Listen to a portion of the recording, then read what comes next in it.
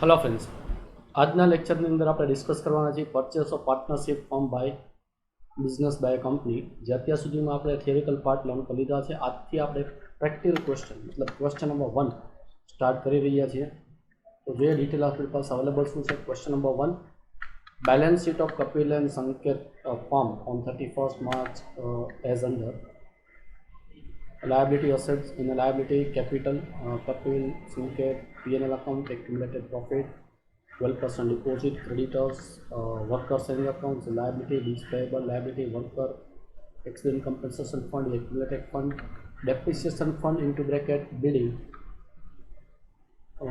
and on asset side, goodwill, building, machinery, stock, debtor, less BDR, amount paid in advance, investment cash and other details.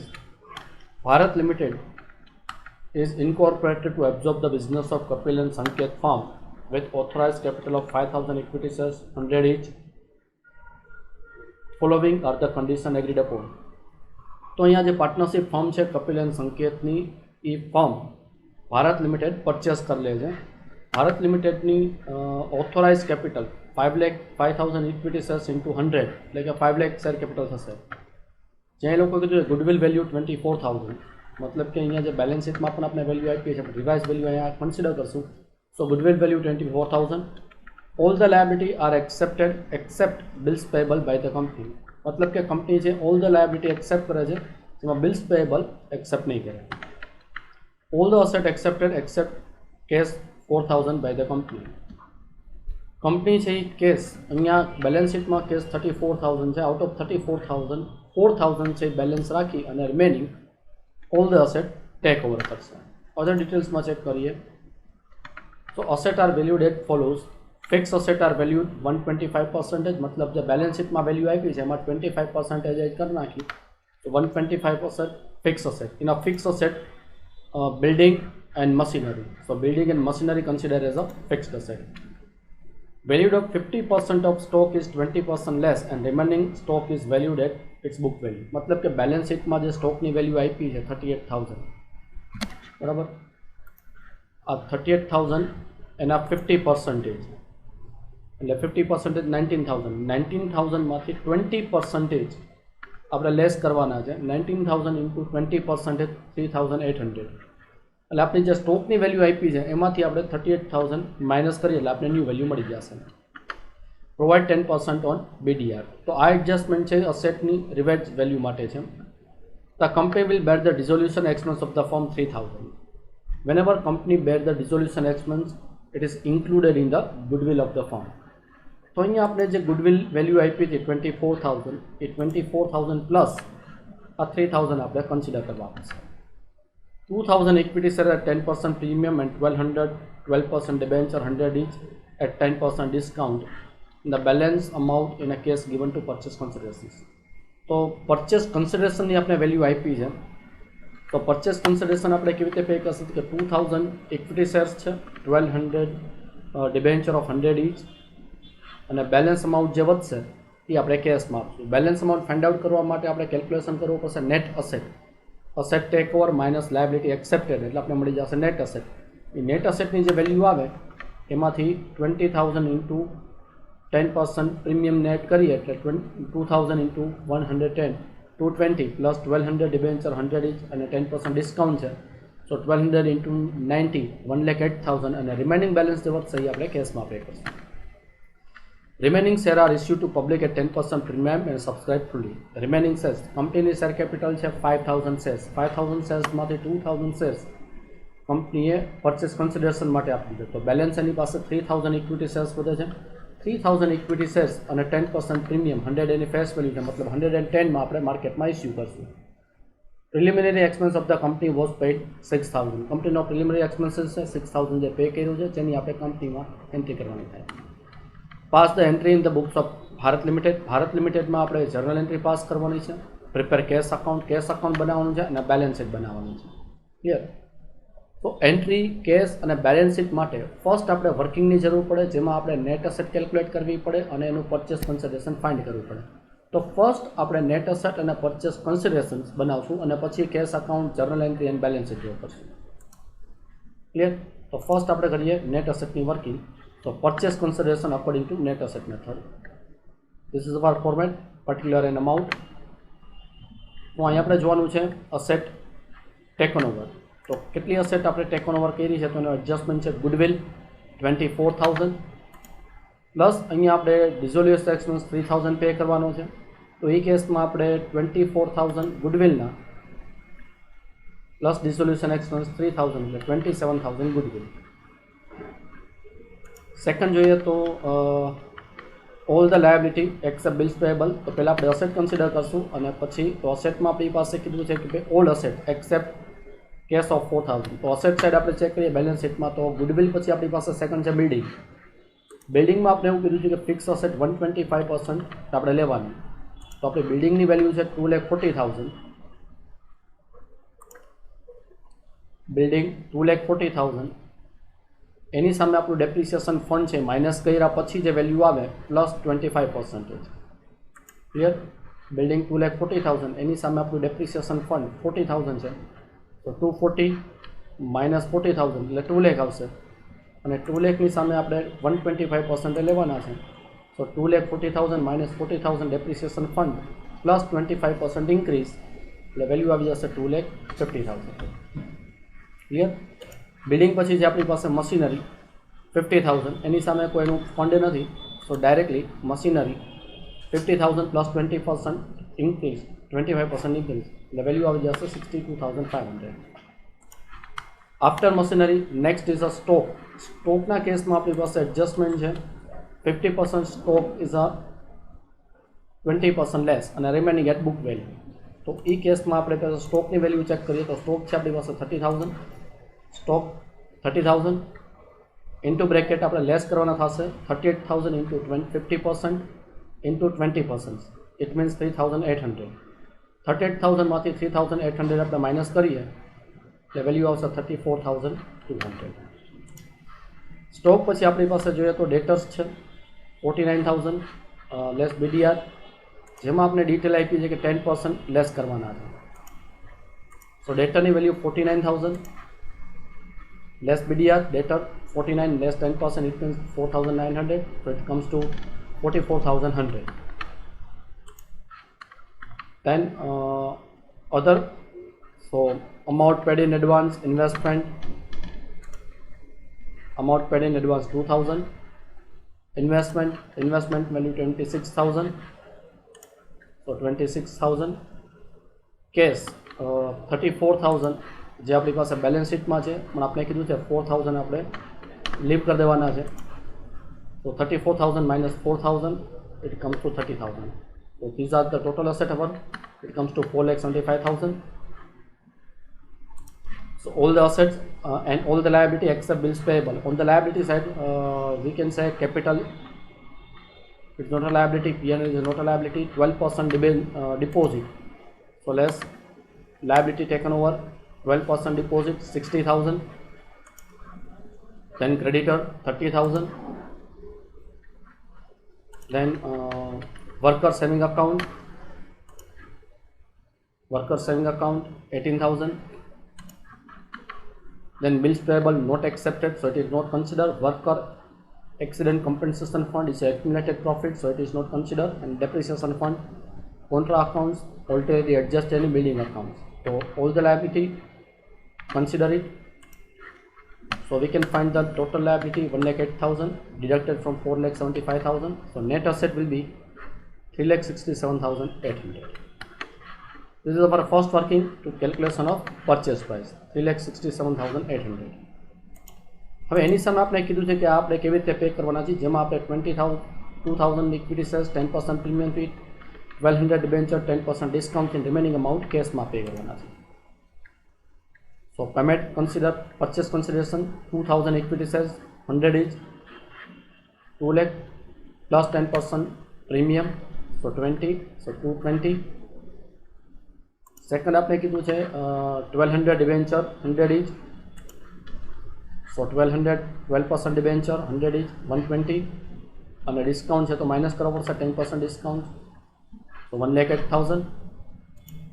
and the remaining in a case so remaining આપણે કેશમાં find કરવાનું હોય તો cache difference amount આપણું આવશે purchase consideration આપણું 3,67,800 છે જે આપણે ઓલરેડી કેલ્ક્યુલેટ કરેલું છે clear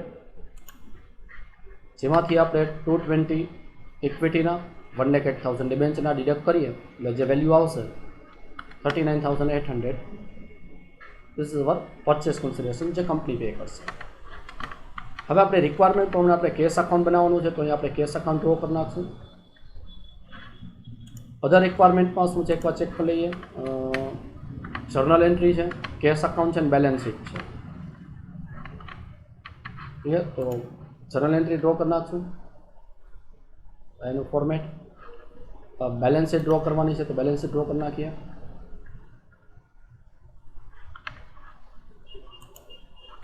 now first entry for the business purchase એટલે હવે આપણે એન્ટ્રી કરતા જઈશું અને રિસ્પેક્ટિવ એન્ટ્રીની અંદર જે અકાઉન્ટ્સ આવે છે જેમાં આપણે કેશ અકાઉન્ટ બનાવ્યું છે તો એ કેશ અકાઉન્ટમાં આપણે પોસ્ટિંગ કરતા જઈશું અને રિમેનિંગ આપણી અસેટ એન્ડ લાયબિલિટી છે જે ડાયરેક્ટલી આપણે બેલેન્સ શીટમાં પુટ ઓન કરશું તો ફર્સ્ટ એન્ટ્રી આપણી થશે બિઝનેસ પરચેસની તો ફર્સ્ટ એન્ટ્રી આપણી બિઝનેસ પરચેસની આપણે એન્ટ્રી કરીએ જ્યાં આપણી ફર્સ્ટ વર્કિંગ હતી એના ઉપર બેઝ છે આના ઉપર જ આપણી ફર્સ્ટ એન્ટ્રી પાસ થશે જ્યાં આપણી પાસે બિઝનેસ પરચેસ છે 3,67,800 તો આપણી ફર્સ્ટ એન્ટ્રી પાસ થશે business purchase account debit 3,67,800 to Kapil Sanket form account 3,67,800 Bing narration આપણે લખશું બિઝનેસ પરચેસ હવે અહીંયા આપણે કઈ અસેટ લીધી છે હવે અસેટ એન્ડ લાયબિલિટી આપણે કંપનીમાં ઇન્કોર્પોરેટ કરીએ એટલે all the asset debit liability credit અને difference business purchase So here goodwill consider is 27,000. So next entry goodwill account debit 27,000. Building 2,50,000. So building account debit 2,50,000. Then machinery 62,500. So machinery account debit 62,500. Then stock 34,200. Stock account debit 34,200. ડેટર 4,400 છે જેમાં આપણે 4,900 આપણું બીડીઆર છે એટલે આપણે ડેટર consider કરશું 49,000 તો ડેટર account debit 49,000 amount paid in advance 2,000 so amount paid in advance debit 2,000 investment 26,000 so investment account debit 26,000 cash 30,000 cash 30,000 liability આપણે ક્રેડિટ કરવાની માં 12% deposit so 12% deposit to 12% deposit 60,000 then creditor 30,000 so to creditor 30,000 to working saving accounts so to worker saving account 18,000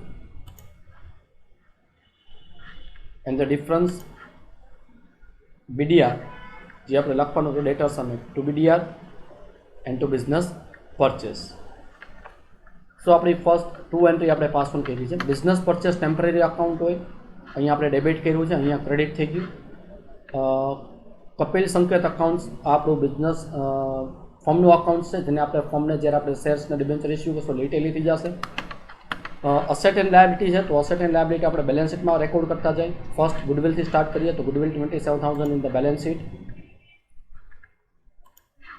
next is a machine building 250 so building 2,50,000 then machinery 62,500 machinery 62,500 then stock 34,200 stock 34,200 then debtor 39,000 inner column 49,000 then BDR 4,900 જે ડેટરમાંથી આપણે deduct કરશું less BDR એટલે outer value 4,400 then amount paid in advance 2,000 so amount paid in advance 2,000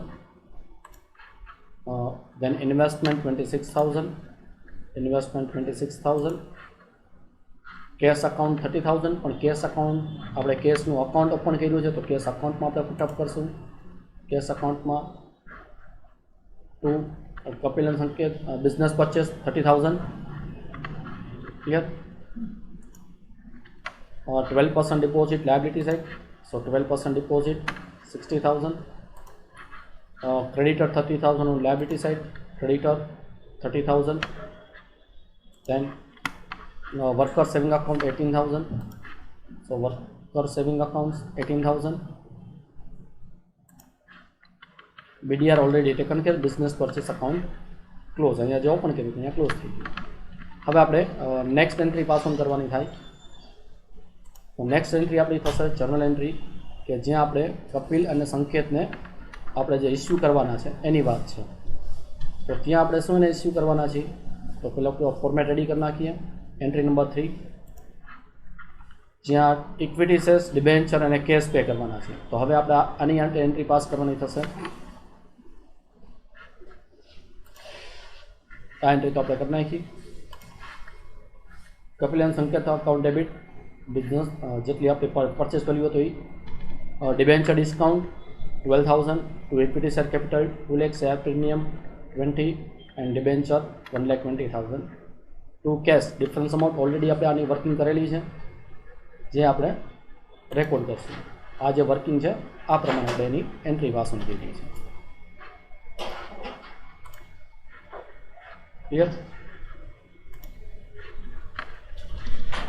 હવે આ entry આપણે put કરીએ તો આ અકાઉન્ટ ક્લોઝ થઈ ગયું. ડિબેન્ચર ડિસ્કાઉન્ટ આપણી બેલેન્સ શીટમાં આવશે. શેર કેપિટલ અને હજી આપણે ફર્ધર માર્કેટમાં શેર ઇસ્યુ કરવાના છે એટલે એ આપણે લેફ્ટ કરી દઈશું.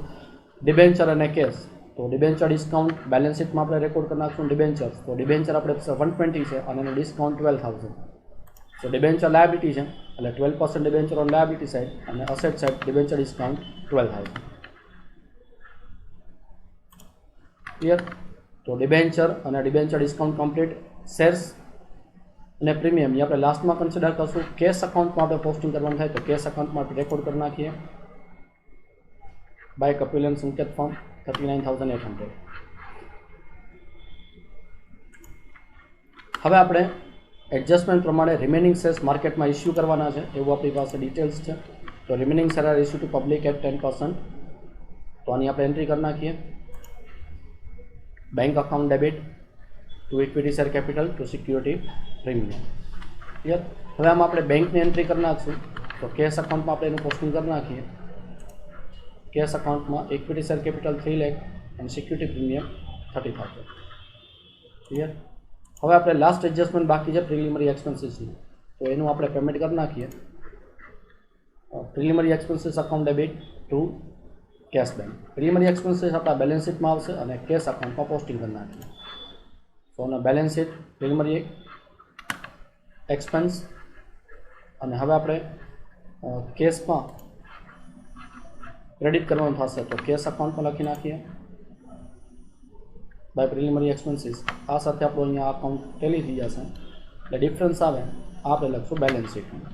એટલે બેલેન્સ શીટમાં આપણે કેશ એન્ડ બેંક લખી નાખશું 3,14,200. Cash bank 3,14,200. હવે all the asset complete. On liability side હવે આપણી પાસે શેર્સ કેપિટલ જ વધી છે. તો ટોટલ શેર્સ કેપિટલ આપણી પાસે કેટલી થશે? તો અત્યાર સુધી આપણે જે એન્ટ્રી પાસ કરી છે એમાં શેર કેપિટલ અહીંયા 3 લાખ છે અને અહીંયા 2 લાખ છે. તો 3 લાખ પ્લસ 2 લાખ એટલે 5 લાખ. જે બેલેન્સ શીટમાં લખી નાખીએ 5,000 equity shares of 100 each 5 lakh અને શેર પ્રીમિયમ 20 અહીંયા 30 એટલે total 50. So share premium 50,000. Clear? Based on entry આપણે બધી એન્ટ્રી પોસ્ટ કરી નાખી. કેશ અકાઉન્ટ આપણું ટેલી થઈ ગયું. હવે આપણી લાસ્ટ બેલેન્સ શીટમાં ટોટલ જોઈએ તો બંને સાઈડ મેચ.